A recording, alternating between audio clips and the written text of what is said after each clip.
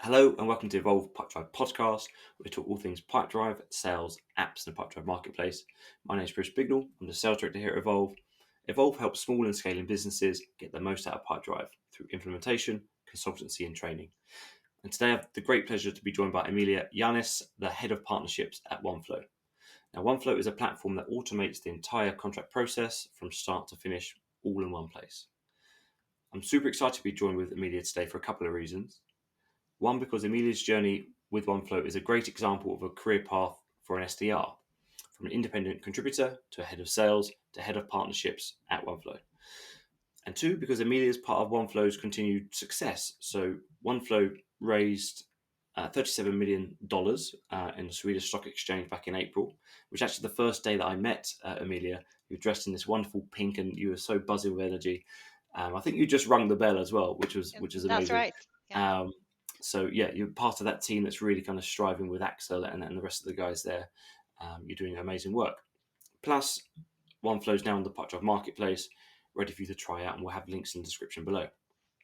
So, Emilia, welcome. Uh, Please can you introduce yourself and Oneflow to our audience? Yeah, of course. Thank you, Bruce, and thanks for having me. I'm super excited to have this discussion with you. So yeah, head of partnerships. I've been with OneFlow for 7 years, almost exactly 7 years now since I joined. OneFlow back then was a 5 people company. Uh, we had, a handful of customers, and I joined as an SDR. I had just dropped out of uni, so my background is I'm an opera singer and a speech and language pathologist. So I did a Amazing. complete, 360 career shift. Um, my intention was not to stay for 7 years, I think, when I joined, Yeah. but it turned out to be a really, really good decision, and I'm super happy to have been on this journey with the company. Um, and yeah, what we do is we try to completely change the way that people do business and agree on things. Contracts are the Mm. backbone of any business. Try finding, the exciting thing about OneFlow and working with OneFlow is that the world is literally your oyster. Try finding me a company in the world that doesn't work with contracts, or try finding me a department within a company that does not Mm. work with contracts or documents that needs a signature. So that's quite an exciting challenge to have in front of you. So that's sort of our mission. Try and bring some magic into the agreement world. I love it. And I think we'll touch upon this in a moment. I think about if the world's your oyster, what does that mean for partnerships, right? And that's a very exciting role there. But Right. but just on the Oneflow piece, obviously raising the money back in April of 2022. We are recording this at the beginning of Q4 of 2022. What has that meant for the team? I mean, what is the makeup of the team now? Is that all going on dev? Is that going on expanding your team, the sales team, marketing? What does that mean for the business? Yes, I think it's three major themes within what we can do now, sort of that we uh, couldn't do before. So one Mm. is development, of course, because we of course want the best product, and we need more developers and more product people to make that happen. The other one is marketing. So we're scaling up our marketing team massively. And the Mm. third one is globalization. So we have since we rung the bell at Nasdaq, we have opened up offices in London, in Amsterdam, and in Paris as well. So we have now Mm. commercial teams, so salespeople and marketing resources in all those three markets, apart from the Nordics, which that's been our home market for the That's past been 10 years. your hub, yeah. Yeah. Okay, so that's really kind of looking at the UK and Europe as an opportunity here for you guys to um, expand your reach there. Definitely, definitely. But in terms of markets covered and in industries, where do what's the kind of success mix there? What does that look like for the business so far? And where do you hmm think there are some opportunities for you to kind of break into? Yeah, so I think, even though we have only been active in the Nordic market and done sort of marketing and sales activities, outbound activities in those countries up until, 6 months ago, we've had a substantial, I would say, organic growth. So our customers sending contracts to companies and people around the world really liking the experience and signing up. So we have customers, paying customers in over 50 countries, I think. Um, we have now made a decision when we go into new markets that we will focus on the mid-market segment. So basically companies up to 1,000 employees, Hmm. and industries where we've had sort of fast success, since contracts is something that should be on everybody's mind, or it has to be on everybody's mind. We could basically sell to any industry, but Hmm. where we've had fast success is very contract intense industries. So that could be consultancy, uh, Hmm. staffing and recruitment, or anything where there's a high volume of contracts. Really, high volume sales is a perfect customer for us. Yeah. um, Rather than the very traditional industry where it's two contracts a year to a ridiculous value, where Yeah. it Yeah. might not make sense You to make an investment like this. you make no commission on the value of the cells that the paper's written on, or the so-called. No, no. So there Yeah. has to be some sort of need there to remove some friction and save some time, um, Yeah. on a very sort of admin heavy process. Yeah. And things like you're seeing data now where certainly in the kind of it's kind of leaking down from the enterprise to, I guess, mid market and some scale ups, but more people having to sign off on things, right, or having to have visibility on the sign off. Hmm. So having the ability to share, so you've got a signer, and then having to be able to share that around a team for kind of verbal sign off or e sign off before it's financial director gets their eyes on it. Uh, it just kind of beforehand, it was such a slow process of you know. Either copying and pasting your fake signature into a Word Yeah, document or yeah. whatever, whatever it was, um, to now actually being able to manage that in one place. It's pretty powerful. Yeah, and I think in a lot of ways it still is a very sort of old school space. We're Mm. trying to change it, but for really, really, I mean, electronic signatures has been on the market for the past, what, 25 years. So Mhm. it's not like we're the first one, the first ones to do that. But it's all been, trying to make a very manual, paper, ink on paper, or like a handshake process into something that is a bit more digital. So we're calling it digital signatures, but it's looking at the more traditional companies. I would more be a bit cocky and say it's more of a computerized process. So Mm. the paper has gone from being a physical paper to PDF, but Yeah. it works in the same way. Everything is locked within the PDF. You can't do any But changes. PDF's It's non. all. Yeah, you can't change anything on a PDF, can Exactly. you? It's the data, the business critical data that is your contract is locked within this PDF that you can't do anything with. Your business doesn't get any value from that file on its own. So I Mm. mean, our mission is to try and, of course, fight friction and remove sort of that admin heavy tasks, provide some clarity throughout the processes, like you were saying, with sign offs and getting the right people involved and making sure that negotiations are running smoothly, but also unleashing data. So we're Mm. moving away, stepping away from those traditional PDFs that doesn't really give any value to business, and give them a better option, um, which we now have. We do everything else in a browser, so why not contracts? Yeah. And what would you say that just kind of on the partnership and the world's your oyster piece that you mentioned earlier? What would you say you've taken from your knowledge and understanding from as a not an opera singer, but an independent individual contributor as a salesperson Hmm. to them being a manager to now being a head of partnerships at this fast growing business? What do you see as the biggest opportunities for you as a business? Obviously expanding is one thing into different markets. What are the opportunities that you're looking to and partnerships that you're thinking that could be ideal for you guys? Yeah, so I mean, I have been talking now a bit about contracts being sort of the backbone of any business, but we will never be a CRM or an Mm. ERP. We will never be sort of the where you do everything related to your work, but we have to be able to talk to a lot of other systems, send data receive data, to try and create some automation for our users. So technical partnerships, integration partnerships, that's our Mm. most strategic important partner type, and that's what we look for globally. So up until this point, it's been very pre-sign focused. So a system where you want to create a contract. So a CRM, HRM, or ATS, or anything where you want to create a document.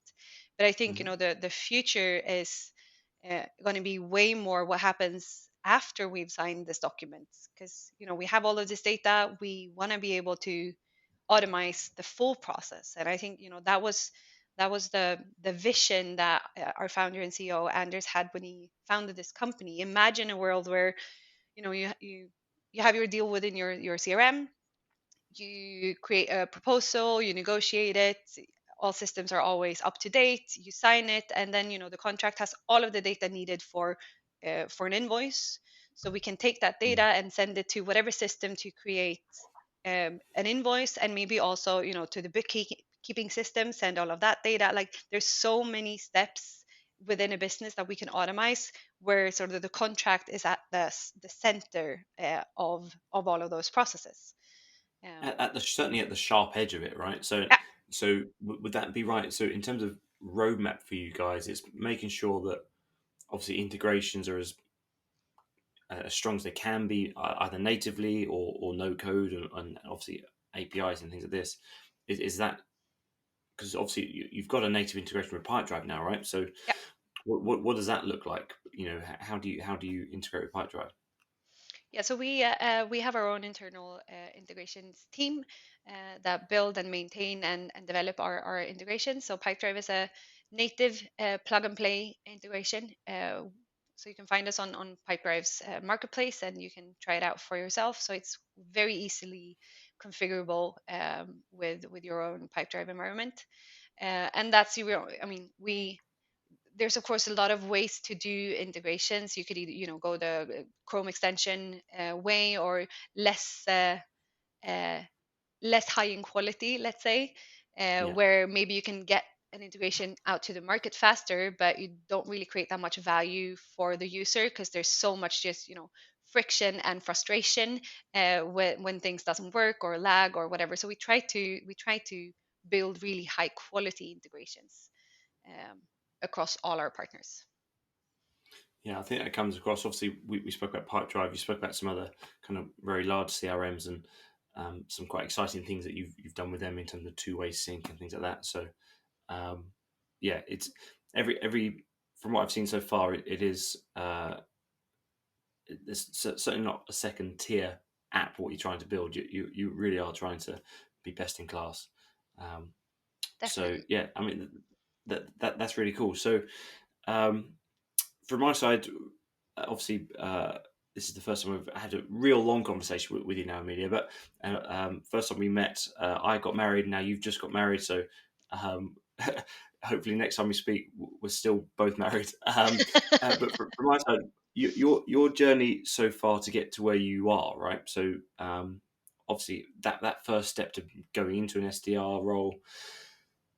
Who have you had the same manager throughout that's kind of trusted you? What's been that kind of journey to get to the head of partnerships, and was it always written for you to go into partnerships? How did that kind of um, grow for you from an SDR to head of sales Yeah. to Yeah.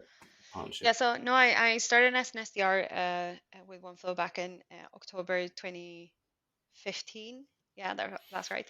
I had some experience. I had worked for like a teleco business box for 4 months prior to that. So I mean, I did know uh, the rough process around working with outbound activities. Mm. So I got a chance or I met with Anders, our founder and CEO. He bought me a smoothie. I think he had just been to the gym. He bought me a smoothie and invited me up to the office, and we just had a chat for like an hour and a half. I mean, to this day, I don't think he's ever seen my resume, but we had Okay. some joint acquaintances. Yeah. And he needed someone to book more sales meetings for him, so he decided to give me a chance. I don't So think so that at that he stage was he was like he was a closer. He was Yeah, yeah, closing. yeah, yeah. Yeah. Okay. So I basically booked meetings for him. Yeah. Uh, and he nagged me for like 6 months to try sales. Mm. And by that time, coming from my background, which has not been very business focused, in my mind, a sales rep was a white dude, 35 years old, navy blue suit, Yeah. briefcase, Rolex watch, blown Yeah. back slick. That was Mm. a salesperson for me. Yeah. So I think I needed those 6 months to sort of get used to the idea of having this title. And for a really long Yeah. time, I hated the title because it didn't really Was it the felt like it word fit with sales, me. do you Yeah, think? yeah. Yeah. It's Account funny, isn't exec, it? sales rep. Yeah, it just didn't feel like um, it was a good fit for me. Mm. And I had like clients calling me, no, but you're like more of a digitalization consultant. I was like, yeah, yeah, sure, Mm. maybe. Yeah, that's what I do. Yeah. And I you came tell to your love manager, I want to the, be a digital transformation consultant. They're like, yeah. be quiet, just send me more meetings or close more deals. Exactly, Um, exactly. No, but so after 6 months, I decided to give it a go. More, I think, to sort of show him that I wouldn't be good at it, and I wasn't. I have to admit, I was shit for the yeah. first 6 months. I was really, really bad. Yeah. Also being in the startup, we were very few people, and he was super busy trying to grow this company. So I basically had very little to none training, so I had to just learn on the job. It was like you know what it is that we're selling, go meet clients and close Yeah. them. It's like, yeah, how do you do it? uh, but yeah, I gave it a proper shot, and I worked as a sales rep for a few years. We grew to be about five in the sales team. Our head of sales left, so I decided to just or we decided to let me just take over for the time being, because it was not necessarily Hmm. a role that I was interested in having. It was more from an admin perspective. Someone has to just be responsible for the pipe and making sure that deals and leads are followed up on, etc. So, but that, just for the time being until we find someone else, turned into a year and a half. But you And must I have put your hand up. You must have put your hand up there, though. In those internal meetings, you're like, well, I'll give this a go. Yeah, sure. So, But I mean, we were still a very small company. We were like maybe yeah. 20 in total and five in the sales team. And Yeah. I had been there the longest and was the most senior rep in the team. So I think it was quite natural. Yeah. And I mean, me and Andres has always had a really, really good relationship. And I think that he's always trusted me. Mm. So I can't remember. Maybe I put my hand up or maybe I didn't. But however, I got this opportunity. It turned into a year and a half long uh, project rather than just until we found, or I mean, it was just until we found a new person to take over. Uh, but I also grew the sales team then from five people to I think it was 17 Amazing. in three countries when I handed over to Axel, who's our CSO at the moment. Um, and then it was more, what do I want to do now for myself, and how can I help this company grow as much as possible. Yeah. So going back to being a sales rep felt, um, well, maybe a bit limiting, because there's only so many customers you can meet. Time, or the day only has 24 hours, so there's only so Yeah. much you can contribute to as an individual sales rep. So I more looked at the business and started thinking about where can I contribute to the fastest growth. And the partner team had or had an opening, Mm. or we hadn't really worked that um, focused with partners up until that point. So that was August 2020, Hmm. um, that I took over as head of partnerships. It was only me at the time, so Yeah. I was head of me, Yeah. and now we're four So people. someone's got to look after you. So Yeah, it was, exactly, exactly. but there's been a real obviously trend to the partnerships in the B2B SaaS, right? Hmm. And certainly if you're building a product that you're not trying to be a piece of bloatware, that you're going to be a CRM, you're going to be you're going to be everything in one. If you're just going to be a best in class at what you do, you have to connect to other applications in your space, right? So Yeah. the partnerships, whether it's at a technical level, whether it's at a consulting level or a partner implementation level or whatever it might be, it's more important than ever, right? And I can see that. I guess your role. I'm sure you've got more than just yourself now, right? The partnerships team are growing across the land. So um, yeah, it's and how do you see your role maybe evolving into the new year? What do you see happening there? Yeah, so I mean, we of course are expanding into new markets, which creates a lot of new, really exciting partnership potential for us, both on the technical side. So smaller local players that has a really really good foothold of their market, but are at the stage where we were 4 years ago. So they Yeah, haven't really made that. Even though it's a SaaS product, you're not actively selling to other markets, but your home market. So those I think are super interesting for us. Uh, Finding those and creating really good relationships to bring value to those local markets. And also, I think we've now landed in a really good sort of partner strategy for companies like yourselves. mm, Because what we realize, I think that, you're hitting the head on the nail when it comes to the need for the integration for our type of company to even bring value to the end user. But since the big players like Pipedrive have grown this ecosystem of partners around them, we also have yeah, to create relationships and good partnerships with them. So it's not just having a great relationship with Pipedrive. There's only so much they can do, but identifying and creating good, a really good and strong ecosystem with all of the other consultancies and agencies in and around yeah, that ecosystem is going to be key. yeah. And obviously, shout out to Abby at Pipedrive, who's leading the ecosystem charge there. Yeah. Um, we'll be sure to give him the props afterwards as well. Um, but yeah, I mean, as we look to close, that this be some quick fire questions, but Mhm. they can obviously be long form answers. What's your favourite use case of OneFlow that you've seen so far, or someone use it out of the ordinary? The favourite use case that you've seen?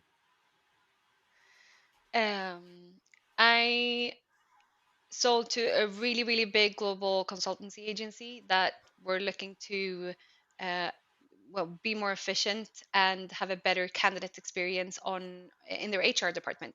So this is not at all related to sales, but contracts can work for any team. So they decided to integrate OneFlow with they had like an HR bot, um, to create a really, really cool candidate experience. So I think that that's one of my coolest use cases. But I don't, to be our own drum, maybe my favorite use case is a medium-sized business that really utilizes OneFlow. So where they're not only using us for one or two teams, but they're really leveraging the full power of the platform. Because imagine being a small mid-sized business, and maybe you're looking to sell your company. You need all of your contracts, right? You need your HR contracts, Yeah. your sales contracts, your internal document. You need it all, and that's the value that OneFlow can bring. Mm. OneFlow can be your one source of truth when it comes to your business critical information um, in your contracts. So I think that that is my favorite use case when a customer really utilizes the power of the platform, rather than just helping out a single team. Yeah, and I think it's that even goes into how OneFlow's set up, right? In terms of is it workspaces? Yeah, Yeah. So in terms of workspaces, so you might have the sales environment, the operations environment, HR environment, whatever it might be. So that even goes into the kind of the architecture of how you're building the platform. So um, that's cool. yeah, and it says a So lot about like who we are as a company as well, because I would say that we talked about the quality of our integrations before, but I also want to just shout out to our own dev team, because the product or the quality of our product is really really high. So just how it's structured and the capabilities with workspaces, permissions, groups, rights, roles, really allows for our users to do that. um, so yeah. yeah, always shout out to the devs. We need to give them some props. Yeah. Um, and some top tips for people getting started. So if someone's never used an e-signature platform before, Mhm. what would be some top tips to get started? And then what would be some, if people really want to excel, and it might be just another department using it, right? So, but so for those getting started using the platform, and for those that want to kind of excel their usage, what do you recommend there? Yes, I think, I've talked a lot about now killing the PDF, and that's a mantra that we sort of speak a lot about internally within OneFlow. That's what we're trying to do. We're on a mission to kill the PDFs. However, it's a great way to get going really, really fast. So if you have a look at the Yeah. demo, you will be able to see that you can use the existing contract templates that you do have and just transfer them from Pipedrive directly into OneFlow to just experience digital signatures for the first time. So Mm. just with how easy it is to get the app installed and configure it into your Pipedrive account, I would say, go give it a go give it a try. But Yeah. don't stop there, because that's not really where the power lies. We also want to unleash the data, business critical data within those contracts, right?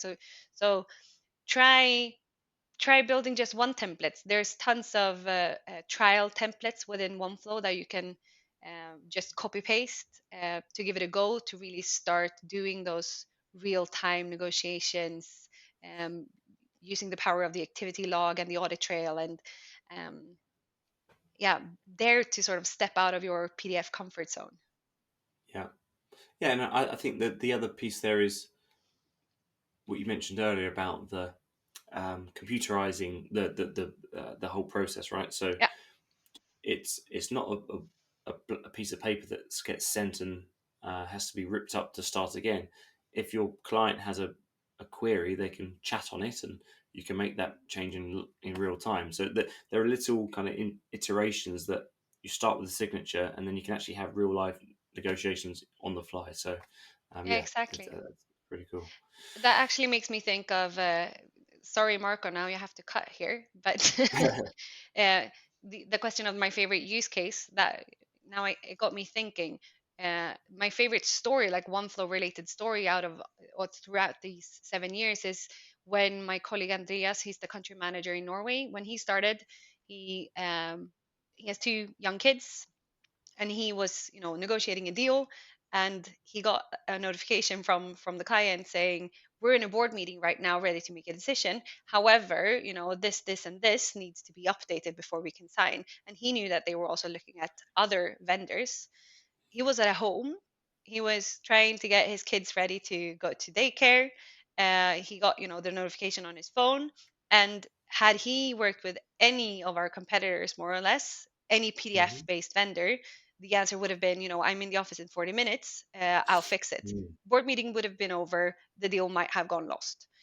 Now he could, in his hallway with kids running around his legs, pick on his phone, do the changes that was necessary, and he got like a sign Yeah, 1 minute later. yeah, So I think for anyone working within sales, they can relate to that story and the power of using the sort of momentum within a sales process. yeah, And for that to be possible, you have to have a tool like OneFlow. yeah. No, that's great. I love those kind of real world examples of just how it brings it to life, right? So Yeah. that's great. Um, I know you know Pipedrive a little, and some of the team know Pipedrive a little.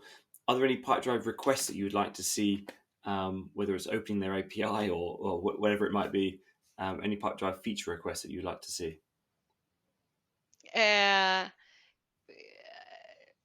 Not necessarily, actually. I think my Pipedrive requests are more for my own internal integration teams, because we have so many cool things within the roadmap. So I think, Yeah. Pipedrive, I really like Pipedrive. I think it's a great CRM that brings a lot of value really, really fast for their customers. Mm. So if there's anything I would like to say to them, is like, don't keep it simple. Like, don't Yeah. don't ruin yourself and your great product with too many features, because it's really, really cool. Yeah. Nice. Yeah, very cool. Well said. Um, so great. Before we look to sign off, is there anything in particular that you'd like to say before we go? No, it was really nice chatting with you, Bruce. Nice getting Yeah, to know you a bit better, and bragging a bit about OneFlow. that's it. Well, wonderful. So Well, thank you, Emilia. It has been great. We'll be sure to have links in the description below to the demo that we spoke about, that we've run through, and the links to trial the platform as well. So, and for all those listening, thank you for listening to Evolve Pipedrive podcast. We talk all things Pipedrive, sales, apps, and Pipedrive marketplace. Thank you.